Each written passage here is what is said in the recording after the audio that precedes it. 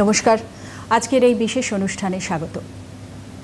আমরা যদি দুটো শব্দ বলি, বিনিয়োগ এবং নিরাপত্তা, এই শব্দ দুটি শুনলে অনেক সময় মনে হয়, যদি আমরা একসঙ্গে শুনি শব্দ দুটি, তাহলে অনেক সময় মনে হতে পারে যেন সোনার পাথর বাটি।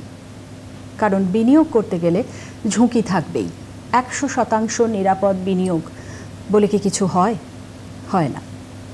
তবে বিনিয়োগে ঝুঁকি আছে এটা যেমন ঠিক, তেমনি বিনিয়োগ আর্থিক সমৃদ্ধির জন্য অত্যন্ত প্রয়োজনীয়, এটাও কিন্তু অস্বীকার করবার কোনো জায়গা নেই। সুতরাং কি করণীয়? করণীয় এটাই যে ঝুঁকির ধরনটা ভালোভাবে বুঝতে হবে, ঝুঁকি সম্পর্কে ভালোভাবে হিসেব কষে তবেই বিনিয়োগে এগোতে হবে। আর সেই উদ্দেশ্যেই আমাদের আজকের এই অনুষ্ঠান। বিনিয়োগ সম্পর্কে যাবতীয় তথ্য নিয়ে আমাদের আজকের অনুষ্ঠান বিনিয়োগকারী সচেতনতা ও সুরক্ষা এবং সেবি। আমার সঙ্গে আজ স্টুডিওতে উপস্থিত রয়েছেন এই বিষয়ে আমাদের পরামর্শ দিয়ে যিনি সমৃদ্ধ করবেন, পরাগ বাসু, চিফ জেনারেল ম্যানেজার, সেবি। মিস্টার বাসু, আপনার কাছে আমি আসবো প্রথম প্রশ্ন নিয়ে। এই যে ধরুন সিকিউরিটিজ এবং এক্সচেঞ্জ বোর্ড অফ ইন্ডিয়া, সেবি, সিকিউরিটির বাজার নিয়েই যদি আমি প্রথমে কথা বলি, যে তাহলে সিকিউরিটিজের ক্ষেত্রে সেবির ভূমিকাটা ঠিক কতখানি? খুব সাধারণভাবে বলতে গেলে সেবি একটি রেগুলেটরি অথরিটি বা বডি। এখন সেবির যা কাজকর্ম আছে সেটা সেবি অ্যাক্ট 1992 তাতে বিস্তারিতভাবে বর্ণনা তার দেওয়া আছে। সেই অ্যাক্ট থেকে আমরা যদি, প্রত্যেকটা অ্যাক্টের একটা প্রিঅ্যাম্বল থাকে, সেই প্রিঅ্যাম্বল থেকে আমরা যদি দেখি তাহলে তিনটে প্রধান ভূমিকা সেবির আছে। প্রথমত সেটা হচ্ছে ইনভেস্টরদের ইন্টারেস্ট বা স্বার্থ রক্ষা করা, সেটা হচ্ছে সেবির প্রথম দায়িত্ব বা ভূমিকা।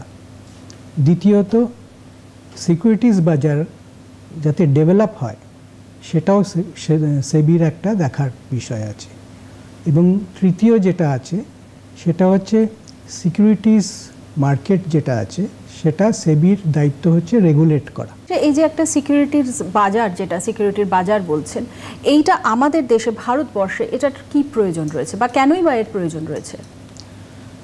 দেখুন, সিকিউরিটিজ বাজারের অবশ্যই প্রয়োজন আছে আমাদের দেশে। কারণ আপনি জানেন যে আমাদের দেশে প্রচুর কোম্পানি রয়েছে, তাদের বিনিয়োগ বাড়ানোর জন্য টাকার বা অর্থের প্রয়োজন দরকার। সেই অর্থ সবসময় কোম্পানিগুলোর কাছে থাকে না, তখন তারা সিকিউরিটিজ মার্কেটে আসে এবং ইনভেস্টরদের থেকে তারা টাকা সংগ্রহ করে। ইনভেস্টররা যদি সেই কোম্পানিতে টাকা বিনিয়োগ করে তবে সেই কোম্পানি সেই টাকা প্রয়োজনে খাটিয়ে তার থেকে প্রফিট অর্জন করতে পারে। সেই প্রফিট অর্জন করলে কোম্পানিরও লাভ, খালি কোম্পানি নয়, ইনভেস্টরদেরও লাভ। কারণ সেই কোম্পানি যখন লিস্ট করবে সিকিউরিটিজ মার্কেটে এবং সেই কোম্পানি যখন প্রফিট তৈরি করবে, তখন তার যে প্রফিটটা তৈরি হবে তার কারণে তার শেয়ারের দামও বাড়বে। আচ্ছা, তো সেভাবে বিনিয়োগকারী যারা, তাদেরও লাভ আছে। এখন একটা প্রশ্ন হতে পারে যে সিকিউরিটিজ মার্কেট কতটা বৃহত্তর। তো আমরা যদি কিছু পরিসংখ্যান দেখি তাহলে দেখা যাবে, এর একটা অনুমান আমরা করতে পারবো আর কি। ধরুন ডিম্যাট অ্যাকাউন্ট, সিকিউরিটিজ ট্রেডিং যেটা হয় ডিম্যাট অ্যাকাউন্ট দিয়ে, এই সময় আমাদের টোটাল যে ডিম্যাট অ্যাকাউন্ট ভারতবর্ষে খুলেছে বিনিয়োগকারীরা, তার সংখ্যা 17 কোটি ওপর। আচ্ছা, এই মুহূর্তে পৌঁছেছে। আরেকটিভাবেও এটা সিকিউরিটিজ মার্কেট কতটা বেড়েছে বা কত বড় বৃহৎ সেটা আমরা দেখতে পারি যদি আমরা কম্পেয়ার করি মার্কেট ক্যাপিটালাইজেশন। অর্থাৎ মার্কেট ক্যাপিটালাইজেশন মানে হচ্ছে টোটাল শেয়ার মার্কেটের ভ্যালু কত, এবং তার সাথে জিডিপি। আমরা সবাই জানি যে জিডিপি ভারতের 3 নম্বর স্থান ইন্ডিয়াতে, ইন্ডিয়ার টোটাল ওয়ার্ল্ডে। র্যাঙ্কটা 3 নম্বর আমরা এক্সপেক্ট করছি 2030-এর আগেই হয়ে যাবে।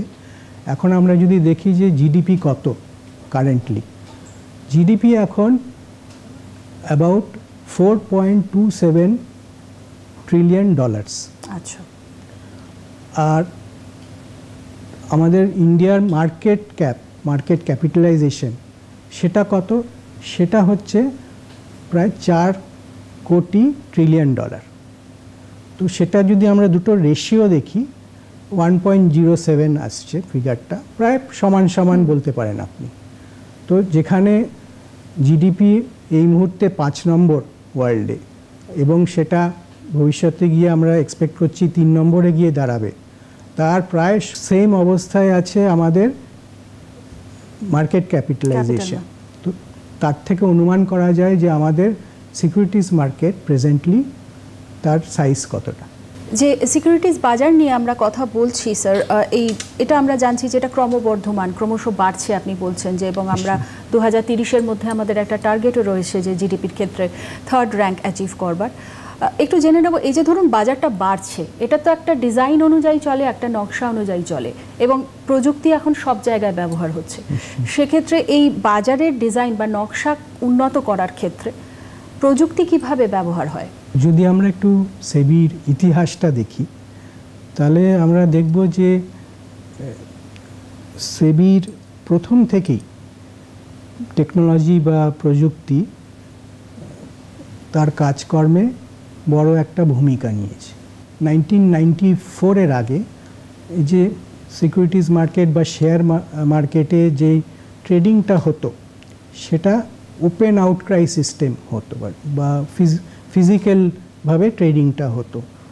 রিংয়ের মধ্যে স্টক ব্রোকাররা ট্রেডিং করতেন। এখন সেটি আর হয় না 1994-এর পর। এখন আমরা স্ক্রিন বেসড ট্রেডিং, তো তার জন্য প্রযুক্তি দরকার হয়েছে, সেটি একটি। তারপরে এই যে সিকিউরিটিজ মার্কেট বা শেয়ার মার্কেটে যে ট্রেডিংটা করা হয় তার জন্য যে সেটেলমেন্ট হয়, সেই সেটেলমেন্টটা আগে অনেক সময় নিত, পরে সেটা 2 সপ্তাহ টাইম এরকমও সময় নিয়েছে। প্রযুক্তি ব্যবহার করে আমরা সেটাকে আরও কমিয়ে এনেছি। প্রথমে আমরা কিছু বছর আগে সেটাকে T+3, মানে ধরুন যেদিন আপনি ট্রেড করছেন, মানে কিনছেন বা বিক্রি করছেন আপনার শেয়ার, তার থেকে 3 দিন পরে আপনি বিক্রি করলে টাকাটা পাবেন বা কিনলে শেয়ারটা পেয়ে যাবে। T+3 থেকে তারপরে হলো T+2, তারপর T+1, এখন সীমিতভাবে T+0 কিছু কিছু টপ শেয়ারসে এটা শুরু করা হয়েছে। T+0 মানে যেদিন আপনি শেয়ার কেনাবেচা করবেন এইসব শেয়ারগুলোতে, সেদিনই আপনি টাকা বা শেয়ার পেয়ে যাচ্ছেন। ধরুন ডিম্যাট শেয়ারস, আগে আমরা ফিজিক্যাল শেয়ারস নিয়ে দেখতাম যে শেয়ার সার্টিফিকেট থাকতো, হার্ড কপি পাওয়া যেত। তাতে একটা ভয়ও থাকতো লোকেদের কি শেয়ার সার্টিফিকেটটা জাল নয় তো কিনা। ঠিক। এরপরে প্রাইমারি মার্কেট লিস্টিং, যে আইপিও আমরা বলি, যে আইপিও যখন নিয়ে আসে কোনো কোম্পানি, সেই শেয়ারগুলো লিস্ট হয়। সেই শেয়ারগুলো যখন বাজারে লিস্ট হয় তার একটা সময়সীমা আছে। আগে এই সময়সীমাটা অনেক দিন ছিল। বর্তমানে প্রযুক্তির হেল্পে আমরা সেটাকে T+3, মানে যেদিন আপনার আইপিও সাবস্ক্রিপশন ক্লোজ হলো তার থেকে 3 দিন পরেই লিস্ট হয়ে যাচ্ছে। এক সময় এটা 3 সপ্তাহও লাগতো অনেক আগে। তো এই রকমভাবে নানান দিক দিয়ে প্রযুক্তি ব্যবহার করে আমরা মানুষের যে ইনভেস্ট করার যে সুযোগ সুবিধা সেগুলো বাড়িয়ে ক্রমশ উন্নত করা হচ্ছে এবং সময়টা কমিয়ে আনা হচ্ছে যাতে মানুষের সুবিধে হয়। যেটা আমি জানতে চাইছিলাম যে শেয়ারের এই যে কেনা বেচা, এটা কি পদ্ধতিতে হয়? আচ্ছা, শেয়ারের যে কেনা বেচাটা হয় এর জন্য কিন্তু আপনার 3টে অ্যাকাউন্ট খুব প্রয়োজনীয়। আচ্ছা। তো 1 নম্বর হচ্ছে আপনার সেভিংস অ্যাকাউন্ট, কারণ আপনি টাকা বিনিয়োগ করবেন তো সেভিংস অ্যাকাউন্ট একটা আপনার দরকার হবে। দ্বিতীয়ত হচ্ছে আপনার ট্রেডিং অ্যাকাউন্ট। ট্রেডিং অ্যাকাউন্ট আপনি ব্রোকার, স্টক ব্রোকার যে আছে তার সাথে খুলতে পারেন, খালি দেখে নেবেন যে স্টক ব্রোকারটি যেন সেবি রেজিস্টার্ড হয়। আর তৃতীয়ত হচ্ছে ডিম্যাট অ্যাকাউন্ট, যেটা আগেও আপনি বললাম কথাটা, ডিম্যাট অ্যাকাউন্ট, সেটিও সেবি রেজিস্টার্ড, ডিপি বলা হয়, ডেপোজিটরি পার্টিসিপেন্ট, তার মাধ্যমে খোলা হয়। তো এই তিনটে অ্যাকাউন্ট খুব জরুরি আপনি যদি সিকিউরিটিজ মার্কেটে ট্রেডিং করতে যান। এই তিনটে অ্যাকাউন্ট যারা খুলবেন সেগুলি খোলার সময় কি মনে রাখা উচিত, কোন কোন বিষয়গুলো মাথায় রাখবেন একজন বিনিয়োগকারী? আপনি যদি ট্রেডিং করতে চান এবং আপনি যদি এই অ্যাকাউন্টগুলো খোলেন, তো ফার্স্টেই আমি বলে রাখি যে কিছু কিছু আপনি জিনিস মনে রাখতে পারেন।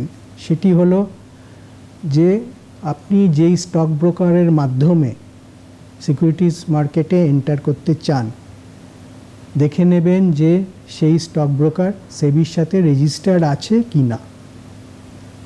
তারপর যখন আপনি এই ফর্ম, স্টক ব্রোকার আপনাকে একটা ফর্ম দেবে ফিল আপ করতে, এই ফর্মটি যখন আপনি ফিল আপ করবেন তখন ভালো করে যে দেখে নেবেন যে এর মধ্যে কত ফিজ আপনার পেমেন্ট করতে লাগবে, ফিজ ছাড়া আর কোনো অ্যাডিশনাল আরও কোনো চার্জ আছে কি না, এই খুঁটিনাটিগুলো ভালো করে পড়ে নেবেন, যাতে ভবিষ্যতে কোনো অসুবিধা না হয় বা আপনি হঠাৎ মানে বুঝতে পারলেন না যে কেন এই অ্যামাউন্টটা বা কোনো একটা চার্জ আপনার থেকে কেটে নেওয়া হলো।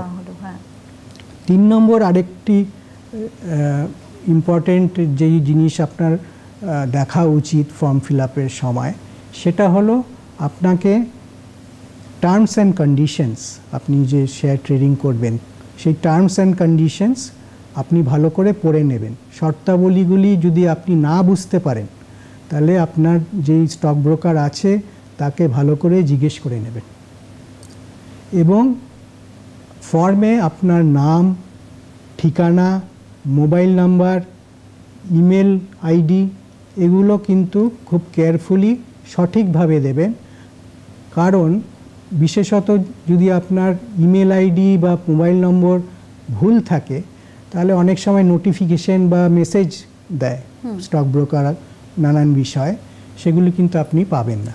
আবারও একটা একদম লেম্যানদের মতন একটা প্রশ্ন করি, যে আমরা যখন মানে যারা হয়তো ট্রেডিংয়ে নেইও তখনও অনেক সময় আমরা খবরের কাগজে বা সবসময় দেখতে পাই, প্রত্যেক দিনই দেখতে পাই ইনফ্যাক্ট, যে বাজারে ধস নেমেছে কিংবা আজ বাজার একটু উঠেছে, কখনো আমরা দেখি যে সেন্সেক্স এত পয়েন্ট পড়লো বা এত পয়েন্ট উঠলো। এইগুলোর কি মানে, এটা যদি একটু বুঝিয়ে বলেন। দেখুন, আজকে যদি আপনি শেয়ার মার্কেট দেখেন তাহলে দেখা যাচ্ছে যে প্রায় 5000 কোম্পানি আছে যারা লিস্টেড আছে। এখন প্রতিদিনই কি 5000 কোম্পানির শেয়ার ট্রেড হচ্ছে? তা হয়তো হচ্ছে না, কিন্তু তাও প্রচুর কোম্পানির শেয়ার ট্রেড হচ্ছে। এখন সবার যদি শেয়ার ট্রেড হয়, কারুর শেয়ার আগের দিনের তুলনায় উপরে যাচ্ছে, কারুর শেয়ার নিচে যাচ্ছে, কিন্তু একটা যদি আমাকে বলা হয় যে মার্কেটের অবস্থা কি, আমি তো কনফিউজ থাকবো, মানে কোনো শেয়ার নিচে যাচ্ছে, কোনো শেয়ার ওপরে যাচ্ছে, বলতে পারবো না যে উপরে যাচ্ছে না নিচে যাচ্ছে। তো এই ক্ষেত্রে সূচকের একটা বড় ভূমিকা আছে। এখন যে আপনি যে প্রশ্নটা করলেন, সূচক বলতে আমাদের দেশে দুটো বড় এক্সচেঞ্জ, এনএসই আর বিএসই আমরা জানি।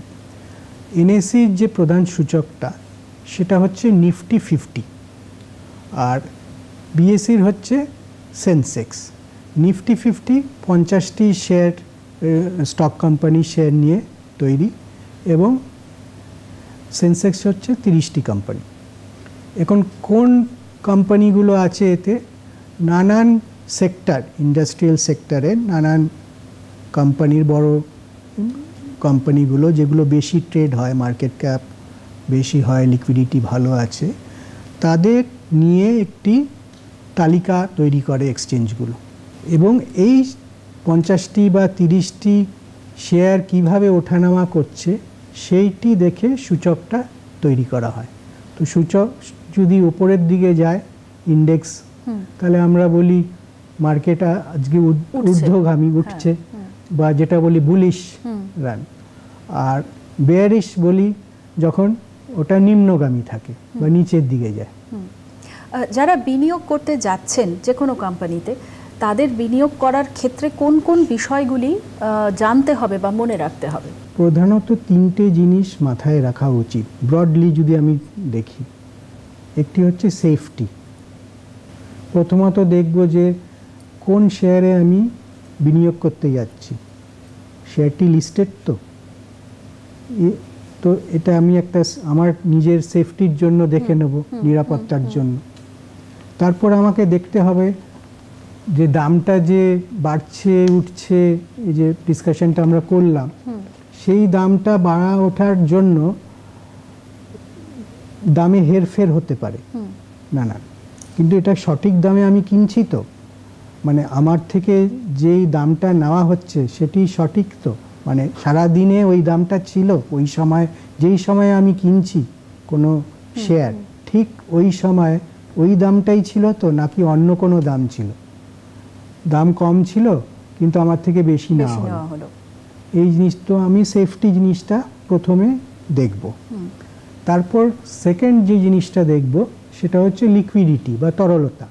লিকুইডিটিতে আপনার যেই পণ্যটি আপনি কিনছেন সেটি যে টাকাটা আপনি পাচ্ছেন সেটা তখন সেই যে কাজে আপনার লাগানোর কথা ছিল সেটি আপনি সহজেই টাকাটা ব্যবহার করতে পারেন।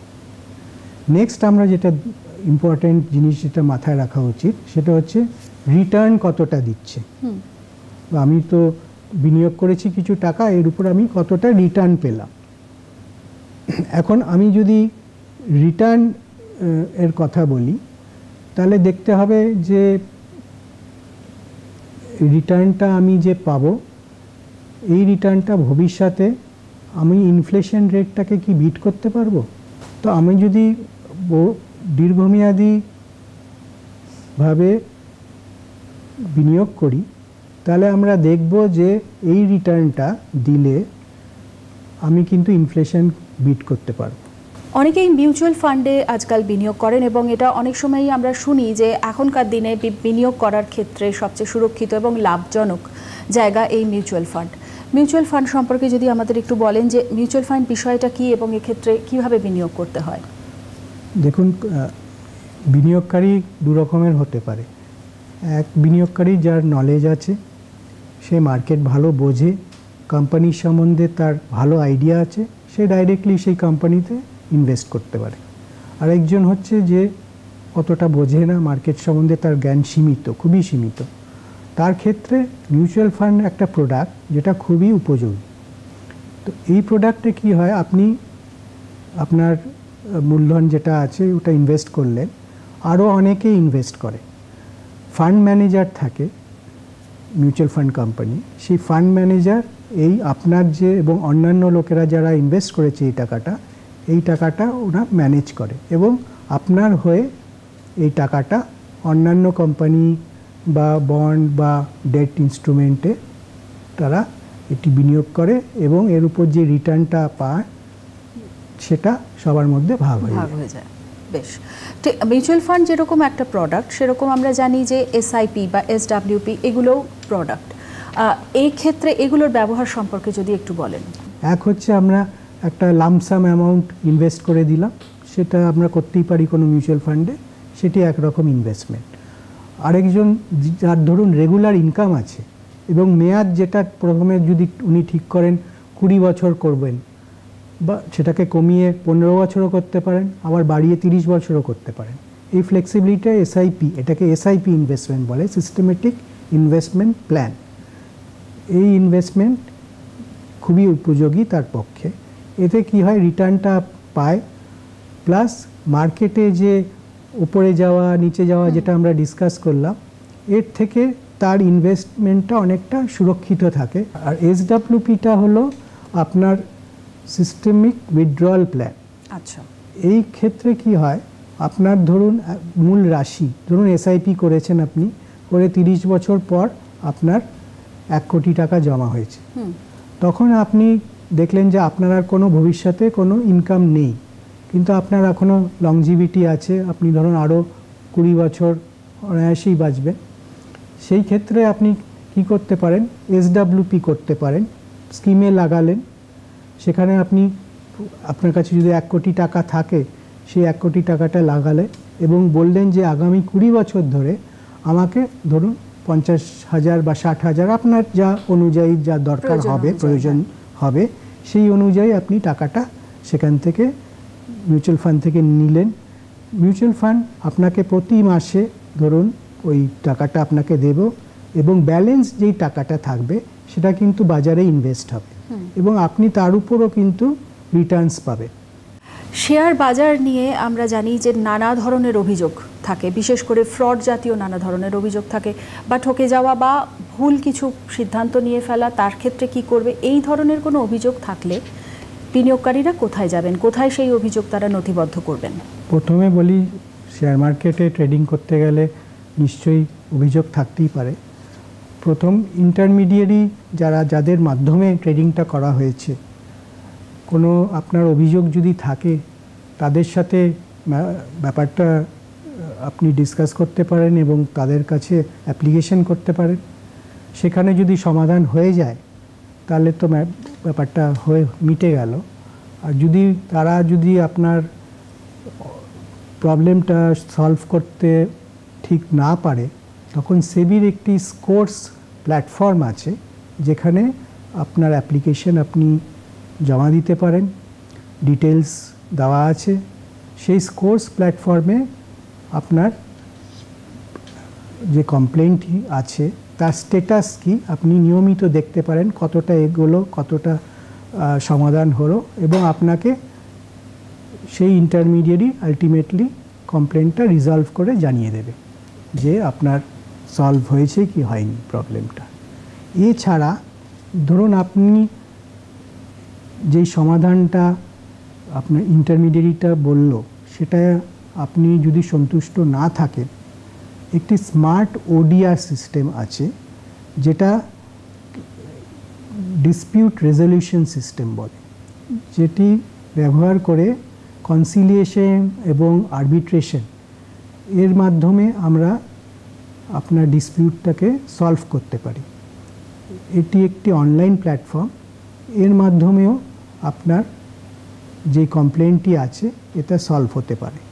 তাছাড়া সারা ইন্ডিয়া জুড়ে, ভারত জুড়ে নানান CISC মানে কমন ইনভেস্টার সার্ভিস সেন্টার আছে সেবির, এবং পশ্চিমবাংলায় 2 জায়গায় আছে আমাদের CISC সেন্টার, একটি হচ্ছে কলকাতায় আর একটি হচ্ছে শিলিগুড়িতে।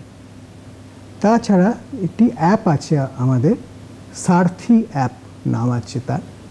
সেই সারথি অ্যাপে আপনি স্টক মার্কেট এর ওপর আপনার যদি কোনো তথ্য বা ইনফরমেশন জানতে চান, সেখানে কিন্তু আপনি সেই ইনফরমেশনটা জানতে পারবেন। এবং একটি ইনভেস্টার্সের ওয়েবসাইটও আছে যেখানে আপনি ইনফরমেশন জানতে পারবেন স্টক মার্কেটের ওপর। তাছাড়া টোল ফ্রি নাম্বার আমাদের আছে, সেই টোল ফ্রি নাম্বারে আপনি যদি ফোন করেন সেখানেও আপনি কিন্তু আপনাকে গাইডেন্স দেওয়া হবে। আপনার কোনো প্রবলেম যদি হয় সেটা আপনি কিভাবে এগোবেন, কাকে অ্যাপ্রোচ করবেন, সেই সমস্ত বলা আছে। আপনি সেই টোল ফ্রি নাম্বারে ফোন করে সেবির সেখান থেকে এই উপলব্ধি করতে পারেন ইনফরমেশন আপনার যা জরুরি আর কি। বেশ, নিয়ন্ত্রিত এবং অনিয়ন্ত্রিত সত্তা অর্থাৎ রেগুলেটেড এবং আনরেগুলেটেড যে এন্টিটি, সেটার মধ্যে একজন বিনিয়োগকারী পার্থক্য বুঝবেন কি করে? যে কোনো বিনিয়োগকারী সবসময় সেবি রেগুলেটেড বা সেবি রেজিস্টার্ড ইন্টারমিডিয়েরি তার থ্রু দিয়ে লেনদেন করা, টাকা পয়সা যখন দিচ্ছেন বা ইনফরমেশন বা আপনি কোনো যদি পরামর্শ নেন, তবুও পরামর্শ দেওয়ার জন্য ইনভেস্টমেন্ট অ্যাডভাইজার রয়েছে, তারাও রেজিস্টার্ড থাকে সেবির সাথে। তো কোনো আনরেজিস্টার্ড ইনভেস্টমেন্ট অ্যাডভাইজারের থেকে আপনারা দয়া করে কোনো পরামর্শ নেবেন না। সবসময় দেখে নেবেন যে এরা রেজিস্টার্ড কিনা। এখন আপনি কিভাবে দেখবেন রেজিস্টার্ড কিনা? সেবির ওয়েবসাইট আছে, তাতে ধরুন স্টক ব্রোকার বা ইনভেস্টমেন্ট অ্যাডভাইজার রেজিস্টার্ড কিনা তার স্ট্যাটাস আপনি দেখতে পেয়ে যাবেন। সেখান থেকে আপনি এই তথ্যটি জানতে পারবে। তাছাড়া আমাদের যে সিআইসি সেন্টারগুলোর কথা বললাম, ওখানেও আপনাকে গাইডেন্স দেওয়া হবে, ইনফরমেশন আপনি যদি চান যে অমুক XYZ কোম্পানি এটি কি রেজিস্টার্ড, তারাও আপনাকে গাইডেন্স দিয়ে খবর মানে ইনফরমেশন দিয়ে দেবে। সবশেষে জানতে চাইবো যে বর্তমান প্রজন্মের যে বিনিয়োগকারী অর্থাৎ তরুণ বিনিয়োগকারী যারা রয়েছেন, তাদের উদ্দেশ্যে যদি আপনার ডেরিভেটিভস বা ডে ট্রেডিং সম্পর্কে কোনো পরামর্শ থাকে। 2022 সালে একটি সেবি স্টাডি করেছিল, তাতে দেখা গেছে যে প্রতি 10টি ইন্ডিভিজুয়াল ইনভেস্টর, যারা ইনস্টিটিউশনাল ইনভেস্টর তাদের কথা বলছি না, যারা ইন্ডিভিজুয়াল ইনভেস্টর, 10টি ইন্ডিভিজুয়াল ইনভেস্টরের মধ্যে 9টি ইনভেস্টর কিন্তু এফএনও সেগমেন্টে যারা ইনভেস্ট করেছেন তারা কিন্তু লস করেছে। এবং কিছু ডেটা বলছে যে 2022-23-এ এই 30 বছরের কম যেই ট্রেডাররা ছিলেন তাদের সংখ্যা 31% থেকে বেড়ে নেক্সট ইয়ার মানে 2023-24-এ 43% হয়েছে। তো আপনাদের বলছি যে এফএনও সেগমেন্টে ইনভেস্ট করার আগে সেই সেগমেন্টের সম্বন্ধে আপনাদের ভালো জ্ঞান অর্জন করা উচিত। এর যে রিস্ক কি জড়িত আছে সেটি আপনি পুরোটা জেনে নিন, তারপরেই ইনভেস্ট করুন। ডে ট্রেডিংও আরেকটি জিনিস যেখানে দেখা গেছে স্টাডি করে যে 10টির মধ্যে 7টি ইনভেস্টারই কিন্তু লস করেছে। তো ডে ট্রেডিং কিন্তু ইনভেস্টমেন্ট নয়, ওটা ট্রেডিং। সেখানেও কিন্তু আপনার প্রপার যদি নলেজ না থাকে, ডে ট্রেডিং কিন্তু খুব রিস্কি ব্যাপার। তো ডে ট্রেডিং যারা করছেন তারাও কিন্তু ভেবেচিন্তে ডে ট্রেডিং করবেন।